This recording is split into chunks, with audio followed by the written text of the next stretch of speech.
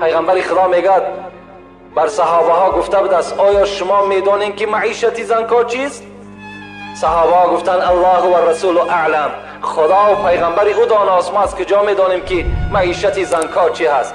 معیشت زنکا ترجمه تحت اللفظی چی میشود؟ زندگی تنگ. پیغمبر خدا گفتن عذاب الکافر فی قبره، این معیشت زنکا، این زندگی تنگ. رسول الله گفت که خداوند مطلبش از این آیت این است که عذاب قبر هست برای انسانی که از دنیا به ایمان میگذره. در شبکه ابونه شدن رو فراموش نکنید، زیرا در شبکه ابونه شدن شما نه تنها به خود یک چیز نمیگیرید، شما از اون شخصانی میشوید که دینمون را پهن میکنید. حتی حدیثی هم در باب این بر شما گفته گذاشتیم که رسول الله قسم خوردن والذی نفسی بیدی، قسم بر آن ذاتی که جان پیغمبر شما در دست اوست، انه لیسلط علیهم 99 تنینا. رسول الله گفته بود قسم به خدا، قسم بر آن ذاتی که جان من در دست اوست، برای آدم کافر، برای آدم بی ایمان در قبر خداوند 99 تا تنین آماده میکند. اتدرون ما التنین؟ باز پیغمبر سوال کردند آیا اصحاب من تنین میدانین چی هست؟ صحابه باز گفتند تنین ما نمیدانیم پیغمبر، تنین چیست؟ رسول الله گفتند 99 مار است. تنین این مار را میگویند. گفت پیغمبر خدا که 99 مار در داخل قبر او جایگیر کرده می شود و هر یک مار، رسول الله گفتند، من دیگر متن حدیث به شما نمیخوانم، هر یک مار رسول اکرم گفت که همین 99 ماری که در داخل قبر شما هست، هر کدام او باز صاحب 9 سر هستند. از هر یک سر بر همون انسانی که در دنیا حق بندگی خدا نشناخته است، از هر یک سر بر او عذاب میکنند. اینم چی هست؟ اینم دلالتی میکند که عذاب قبر حق است. همین جنونی خدا رحمت و مغفرتش کند در یک نظم در آورده است همین آیات هایی که الحال بر شما خواندم که خداوند گفته بود از هر کسی که از عبادت من پشت میگرداند برای او معیشت زنکاست، یعنی برای عذاب قبر هست. وقتی که انسان میگه در دام همین آیت، انسان وقتی که روز قیامت سر از خاک میبردارد نگاه میکند که چشمش نابیناست، چشمش کور است، به سوی خداوند ناله میکرد از خدایا من در دنیا چشم بینا داشتم. خداوند میگفت از بله تو چشم بینا داشتی، لکن چشم تو چنان بینایی بود که قرآن تو ندیدی، تو بندگی خدا را ندیدی، تو مسجد ندیدی، تو یعنی عبادت خدا را که نکردی، امروز چشمهای تو باعث همون کور شده است. و همچنان بنده ای که اگر مثل تو سفر میکند و نزد من میآید، همچنان معامله بر او میکنم. همین مولوی جنون در نظمهای خود در آورده است زی ذکرم آن که رو تابد به دنیا، زی ذکرم آن که رو تابد به دنیا، و فردا حشر سازم زیشت و اعما. زی زیر خاک خیزد دیدش کور، سیاه گشته دلش چون لیل بی نور. کند ناله همان بنده به مولا، که حکمت چیست چشمم کرده اعما. به دنیا داشتم دو چشم روشن، بکردی کورش ای دارنده ای من. بنده همتا یک شکایت یک ناله به سوی خدا می کرده است. خدا گوید ای مخلوق نادان، خدا گوید ای مخلوق نادان، به دنیا دادم نعمت فراوان. بدادم دست و پای و چشم بینا، دلی دانا زبانی ساز گویا. بفرمودم تو را بر ذکر گویی، زی دشمن اعتراض و دوست جویی. زی ذکر ما شدی تو روی گردان، با امر نفس و با فرمان شیطان. به دنیا کرده ای ما را فراموش، منم سازم تو را اینجا فراموش. این خداوند بر بنده می گفته است به دنیا کرده ای ما را فراموش، در دنیا ما را فراموش کردی. ما یک خدای مهربانی تو بودیم، تو همین قدر بزم بی بندگی تو بدبختی و روسیاییت، باز ما تو را صاحب خانه کردیم، ما تو را صاحب فرزند کردیم، دسترخوان تو را باز خالی نکردیم، شکم تو را در همه حالت سیر کردیم. تو همه این دیده که عبرت نگرفتی، ما را در دنیا که فراموش کردی، من هم سازم تو را اینجا فراموش. اینجا تو هم از من فراموش میشوی. مادامی که بنده از در فراموشی خدا که غلطید، حال خودش بداند که چی میشود. فراموش کردن خدا معنای این را دارد که بنده از رحمت خدا دور میشود. غضب خدا بر بالای او بنده چیکار میکند؟ میبارد. وای به حال او بنده ای که در اون زمان این خطاب الهی به سوی او همچنان میرسد. عایشه رضی الله عنها، دختر ابوبکر صدیق، زن رسول اکرم، میگوید سألت النبی عن عذاب قبر. پیغمبر خدا را بار پرسیدم که پیغمبر خدا آیا در قبر عذاب هست؟ قال نعم عذاب القبر حق. میگد جناب رسول الله و جانب من گشت گفت عایشه عذاب قبر حق است، در قبر عذاب هست. عایشه در دوام این حدیث میگوید فما رأیت رسول الله صلی الله علیه و سلم بعد از ذلك صلى صلاة الا تعوذ بالله من عذاب قبر. پیغمبر خدا میگوید، حضرت عایشه میگوید که دائما پیغمبر خدا را بعد آنی که از عذاب قبر پرسیدم، دائم که میدیدم نمازی که انجام میداد، نمازی که بود میکرد، دستاش را میبرداشت به سوی خدا و میگفت اللهم انی نعوذ بک من عذاب قبر. خدایا از عذاب قبر به سوی تو پناه طلب میکنم. میگه دائما دعای پیغمبر بعد نمازش همین بود. این حدیث هم چی هست؟ دلالت بر این میکرد که عذاب قبر حق است. ابو هریره را نظر میکنیم، حضرت چی گفتند؟ گفتند شنیدم از پیغمبر خدا که میگفت اذا فرغ احدكم من تشهد الاخر فلیتعوذ بالله من اربعه. ابو هریره میگوید پیغمبر خدا بر ما گفت هر وقتایی که نمازی که انجام دادین، التحیات آخری نمازی که خواندین، یعنی مقصد که نماز تمام کردین، از 4 چیز به سوی خدای خود پناه طلب کنید: من عذاب جهنم و من عذاب القبر و من فتنة المحیاء والممات و من فتنة المسیح الدجال. پیغمبر گفت این 4 چیز کدام است؟ یکم از عذاب دوزخ به سوی خدا پناه طلب کنید، دوم از عذاب قبر به سوی خدا پناه طلب کنید، سوم از فتنه هایی که در دنیا هست از اینها پناه طلب کنید، چهارم از فتنه که دجال میبراید که نشانه آخری زمان است، از فتنه های دجال هم به سوی خدا پناه طلب کنید. عایشه صدیقه میگوید پیغمبر خدا گفتند به درستی این که قبر انسان را میجقد، از برای قبر جقیش است و تنگ شدن بر بنده مؤمن است. لو نجا احد منه لنجا سعد ابن معاذ رضی الله عنه. رسول اکرم در دوام چی گفته بود است؟ اگر از جقیدن قبر، اگر از عذاب قبر یک آدم نجات میافت، هر آینه سعد ابن معاذ نجات میافت که همین سعد ابن معاذ هم در جقیش قبر مبتلا شد. سعد ابن معاذ اولا من به شما شناس کنم که سعد کی بود. سعد ابن معاذ صحابه کرام پیغمبری خدا بود. وقتی که همین سعد از دنیا گذشت، ببین قبر چگونه آدم جقیدگی است. از خودمان ما و شما خلاصه ببراریم که ما و شما حالمان چی میشیده باشد. وقتی که سعد از دنیا گذشت،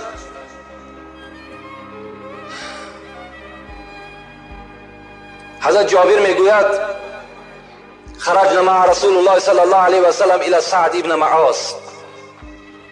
وقتی که سعد از دنیا گذشت، پیغمبر خدا را خبر دادند که سعد از دنیا گذشت.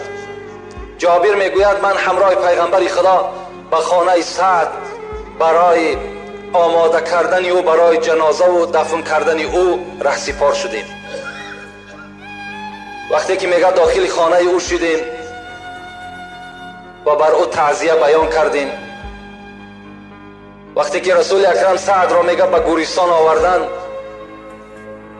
و رسول اکرم خود سعد ابن معاذ در قبر گذاشت، میگه جابر سبحه رسول الله صلی الله علیه و سلم فسبحنا طویلا ثم کبر فکبرنا.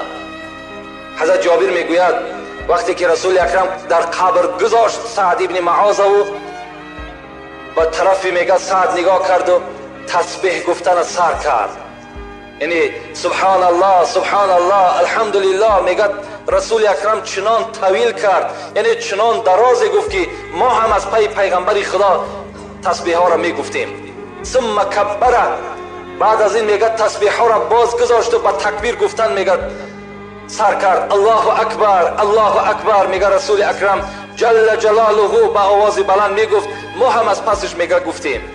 وقیل یا رسول الله لما سبحت ثم کبرت. حضرت جابر میگوید گفتیم پیغمبر خدا چرا اول تسبیح گفتی بعد باز تکبیر گفتی؟ رسول الله میگه به جانب ما گشت در حالتی که چشمهایشان میگه پر از آب بود. گفت قبر این بنده صالح یعنی سعد ابن معاذ جقید. این تسبیح و این تکبیری که من گفتم باعث این بود که حتی فرج الله عنه، تا وقتی که قبر سعد سر نداد من از تسبیح و تکبیر باز نایستادم. ببین این سعد کی هست؟ سعد رسول الله گفت که وقتی که از دنیا گذشت تمام دروازه های آسمان گشاده شد. در جنازه سعد رسول اکرم حدیث صحیح مبارکش است 70,000 پیغمبر 70,000 ملائک از آسمان در جنازه سعد اشتراک کردند. ببین 70,000 ملائک که در عذاب قبر در کتاب مشکات در حدیث های صحیح پیغمبر میگذرد، این حدیث وارد شده است. رسول الله گفت که حتی عرش الهی میگه در جنبش در آمد وقتی که سعد از دنیا گذشت. روز میگه حضرت برا ابن عازب میگه اهدیت للنبی صلی الله علیه و سلم حلت و حریر. یک روز میگه بر پیغمبر خدا یک لباس ابریشمی دادن، یعنی لباس ابریشم خیلی نرم است خیلی ملایم است. در اون زمان ها صحابه ها و پیغمبر خدا لباس ملایم کم میدیدن. لباس ملایم میگه هدیهش کردن، تمام صحابه ها می آمدن لباس ملایم به دستشان می قپیدن. در تعجب ماندن که این چگونه لباس ملایمی خوب است. رسول الله میگه به جانب اونها گشت گفت قسم بر آن ذاتی که جان همین پیغمبر شما در دست اوست، یک روی مالچه سعد ابن معاذ در جنت بهتر است از این ابریشمی که بر من هدیه کردن. یک روی مالچه سعد بهتر است از دنیا و آنچه که در دنیا است. همین سعد ابن معاذ با همین قدر فضیلت در جکش قبر چکار کرد؟ دوچار شد. علی قاری در شرح همین حدیث چی میگه؟ میگه برای چی این قدر بنده صالح که باشد چرا قبر حضرت سعد جکید؟ میگوید حضرت شتربان بودن، شتری بسیار داشت. وقتی که میگه در میدرآمد همون پیش شترهاش میگه پیشاب که میکرد پیشاب شتر در بدن سعد میپرید، لیکن سعد بر من اهمیت نمیداد. برای یک پیشاب شتر که در بدن سعد میپرید شاید که سعد را حس نمیکرد یا شاید که اهمیت نداد، از حساب همین چکار کرد؟ قبر حضرت سعد جقید.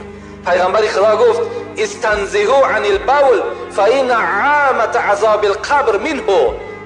ای امتان من از چکیدن باول در لباس هاتون پرهیز کنید، زیرا که اکثر عذاب قبر از چکیدن باول در لباس های شماست. بین از این خاطر ما و شما این عادت ما و شما نیست.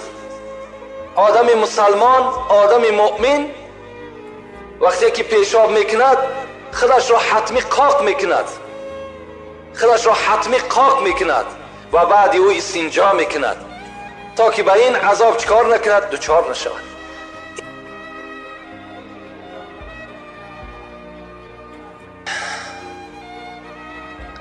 پیغمبر خدا میگوید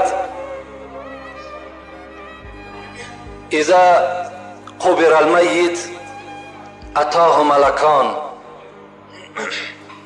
اسودان ازرقان و یقال لأحدهما المنکر والآخر النکیر. پیغمبر خدا گفته است هر وقتایی که بنده مؤمن در قبر جا میکنن، یعنی در داخل قبر برده ما و شما را میگذارن، دو ملائکه نزد ما و شما داخل می شده است. وقتی که ما و شما را در قبر گذاشتن و تبارک است یاسین هست که در حق ما و شما می خوانند، رسول الله گفت وقتی که همین رفیقان شما یا نزدیکان شما پشت می گردانند به سوی قبر آنها و از نزد قبر دور می شوند، در حال منکر و نکیر در آن قبر حاضر می شوند. رسول الله آنها را صفت کرد که چگونه هستند. آنها گفتند اسودان سیاه هستند. در شرح عقاید میگوید مویهای دراز دارند که با قد کشال هستند. حتی میگه چنان با یک دهشت و وحشت بر اون قبر حاضر میشوند، مثل که یک آواز و صدای ناخوش بر گوش همون انسانی که در قبر هست میرسد. اسودان سیاه هستند، ازرقان چشمهای سبز دارند. پیغمبر گفت که نام یکی از آنها منکر است و نام دیگری او نکیر است. اینها باعث چی می آیند؟ آنها پیغمبر خدا وقتی که میگد می آید این جانی که در دنیا با یک خیلی مشقت و با خیلی دشواری از بدن جدا شده بود، همون جان باز دوباره در اون جسد می دراید و اون جسد این منکر و نکیر میشینانند فیقولان له من ربک و من نبیک و ما دینک. وقتی که جان در وجود همون انسان می درآمده است و او به منزله که ما نشستگی هستیم میشیند رو پروی منکر و نکیر، کیفیت این خدا خودش میداند چگونه میشیند، چگونه سوال میکنند. این عقل ما و شما و علم ما و شما به این نمیرسد. از او پرسان میکرده است خدای تو کیست؟ تو در کدام دین هستی و پیغمبری تو کی هست؟ این سه سوال از بنده مؤمن پرسان کرده می شده است. اگر این انسانی باشد در دنیا که چگونه یکی از سوره ابراهیم به شما یک آیه چه خوانده بودم برای اثبات قبر که یثبت الله الذین آمنوا بقول ثابت فی الحیات دنیا و فی الاخره. خداوند چی میگوید؟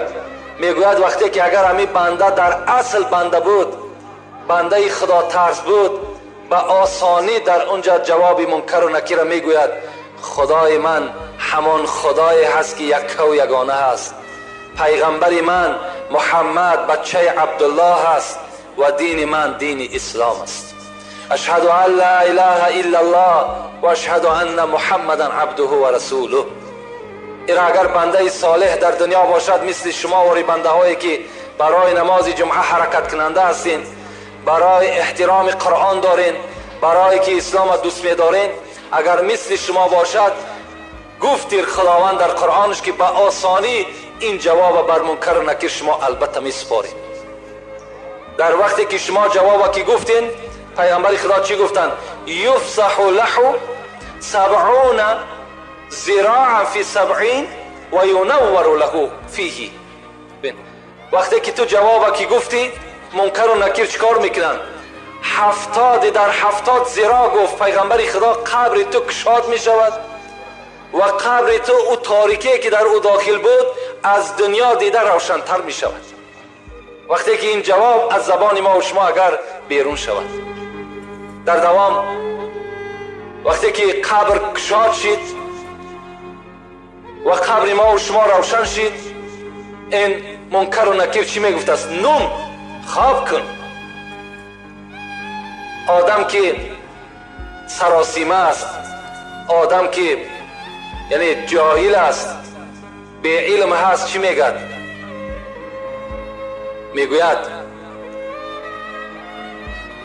اجازت نیست که من به سوی خانم برم، فاخبروهم، تا که همون اولاد من خبر بتم که خداوند برای من قبر مرا شاد کرد، قبر مرا روشن کرد. آیا اجازت نمیتین که بر خانه بر بگردم؟ اینا میگد به سوی منکر و نکیر میگفت است. منکر و نکیر چی میگفت است؟ نوم کنومت العروس، خواب کن مثل خواب عروس. خیلی که عروس خواب میکند باز امرش میکنن خواب کن. الذي لا يوقظه الا احب اهلی حتی یبعثه الله من مسجعه ذلك. پیغمبر گفت میگویند که خواب کن مثل خواب عروس. خواب عروس پیغمبر گفت چگونه است؟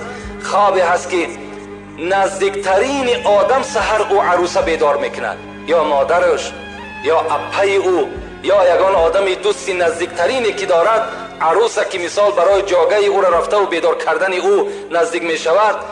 منکر و نکیر می گفته است رو خواب کن تا که ترا دوست داشته ترینی تو خدای توست، روز قیامت تا بیدار کردنی ترا تو خواب بکن. این بود است یک جواب منکر و نکیر نسبت بنده صالح.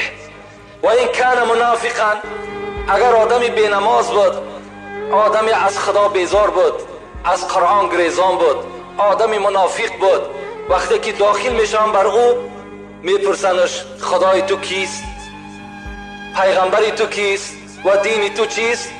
این منافق چی میگفته است؟ لا ادری، ها میگد ها میگفته است لا ادری، نمیدانم.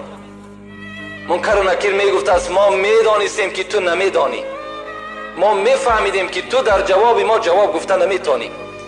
در اینجا امر میکرده است بر زمین منکر و نکیر که التئیمی، یعنی بر این منافق ای قبر تنگ شو، امرش میکنن قبر بر این منافق تنگ میشود حتی تا وقتی که خدا تا روز قیامت این بنده منافق را چکار میکند؟ در عذاب قبرش گرفتار میکند. فقط عذاب قبر هست، فقط آن سوزش و گدازهایی که در جهنم است بر این بنده در قبر رسیدن میگیرد.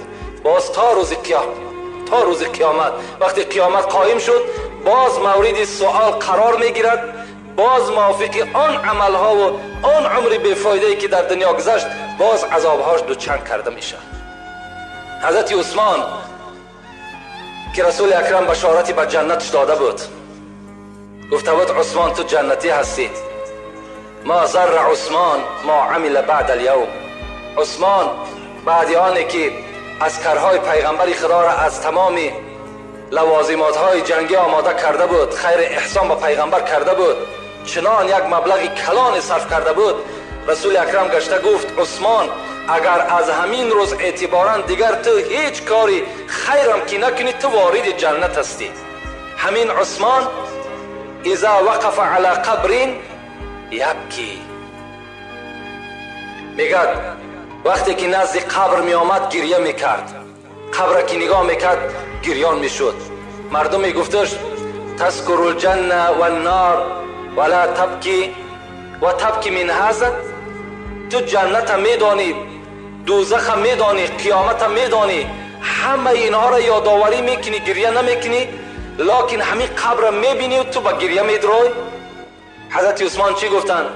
حضرت عثمان گفتن سمعت عن رسول الله صلی الله علیه و سلم یقول، از پیغمبر خدا شنیده بودم که حضرت میگفتن القبر اول منزل من منازل الاخره و اول و آخر منزل من منازل دنیا. میگه پیغمبر خدا بر من گفته بود که این قبر اولین منزل، اولین مکان، اولین خانه از خانه آخرت است و آخران خانه از خانه دنیا هست. فمن نجا منه فما بعده ایسر و من لم ینجو منه فما بعده اشد. رسول اکرم چی گفته بود است؟ گفت است کسی که اگر از همین عذاب قبر نجات بیابد، در همین عذاب قبر دوچار نشود، بعدش یعنی روز قیامت دیگر برای او آسان است.